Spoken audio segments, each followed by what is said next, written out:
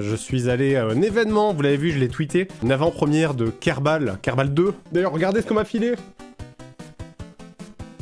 Pas trop bien, petite mascotte, la mascotte de Kerbal 2, du coup, que j'ai. Et du coup, ouais, alors le jeu, j'ai pas le droit de vous en parler parce que je suis encore sous NDA. Et du coup, ouais, on est allé visiter l'ESA, donc l'Institut Spatial Européen, accompagné de Hugo Lisoire. Donc c'est très très bien, on était à Amsterdam, à côté du quartier rouge. Et non, on n'a pas pris de Space Cookie, mais alors ça aurait pu être très bien si jamais, genre c'est fou, j'ai jamais fait d'intoxication alimentaire, et la première fois que je fais une intoxication alimentaire, c'est dans un hôtel 5 étoiles. Je commande une salade en arrivant parce que j'ai pas mangé. Je mange la salade, alors ça doit être une espèce de salade, c'est une salade César, mais version Pays-Bas, je sais pas trop, avec des espèces de petits poissons dedans. Enfin j'en sais, en tout cas, je pense que les poissons étaient moisis, et du coup, la journée se passe bien, le soir ça va, le repas est ok tiers, on mange tous dans le même resto, donc je suppose que c'est pas le resto du soir. On est avec tout le gratin du YouTube américain. Il y avait 2 Italiens, 2 Allemands, un Autrichien, je crois, 2 Français, donc c'était nous, et le reste, c'est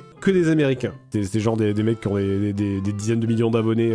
Il y avait même le mec, ce YouTuber qui va faire le tour de la Lune, là. C'était un pote à Elon Musk, dans le premier Starship de SpaceX. Everyday Astronaut, ouais, exactement. Je mangeais en face de lui. C'était ultra humiliant, parce que ils ont tous des super accents, genre, en fait, tu sais, les Italiens ou les Allemands, le pire c'est les Allemands, quand ils parlent anglais, ils ont tous des super accents. Tous les pays du monde ont des super accents, genre, ils font des... I want to talk to you. En fait, ils arrivent parfaitement à faire l'accent anglais. Et nous, quand on parlait, c'est can I have the back? Même si on a les bons mots, c'est vraiment can I have the pen, please? I want to write on my paper. Bon, alors après, ils nous comprennent. Le truc, c'est que je peux réussir à parler avec l'accent anglais, mais le truc c'est quand j'essaye de parler avec l'accent anglais, mes mots ça commence à sonner et du coup je trouve que c'est incompréhensible. Abort the mission. Okay, tu vois, c'est que si je dis abort the mission, c'est bon, là, tout le monde a compris, les Anglais comprennent, les Français comprennent, tout le monde comprend. Mais si je dis abort the mission, tu sais, là je le dis comme ça parce que j'ai le temps d'y réfléchir, mais dans une conversation fluide où t'essayes de parler avec un mec natif, quoi, tout de suite ça commence à faire.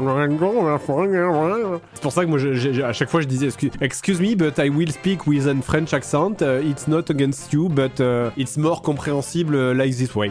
Because it's much easier for me to speak like that. Alors après, tout le monde me disait, ah oui, non mais vous inquiétez pas, c'est sexy. Enfin ouais, putain, bizarre. Et donc, intoxication alimentaire. Alors, je sais pas si vous avez déjà eu une intoxication alimentaire. Pas agréable. C'est vraiment, t'as l'impression que t'as ton ventre qui va exploser comme si t'avais mangé 8 repas. Au milieu de la nuit, je me lève, j'ai de la bave dans la bouche, je vais devant les toilettes, je gerbe 5 fois d'affilée. Pure délice. Et le lendemain, la tête qui tourne, le ventre en vrac. Horrible, quoi. Voilà, du coup, voyage pas ouf. Mais ça ne s'arrête pas là. Puisque, qui dit intoxication alimentaire dit qu'en général, ton système immunitaire est affaibli. Donc, pas, alors je sais pas si c'est le Covid ou si c'est une grippe, mais très certainement pendant mon intoxication alimentaire j'ai croisé quelqu'un qui était grippé ou covidé, j'en sais rien ce que j'ai.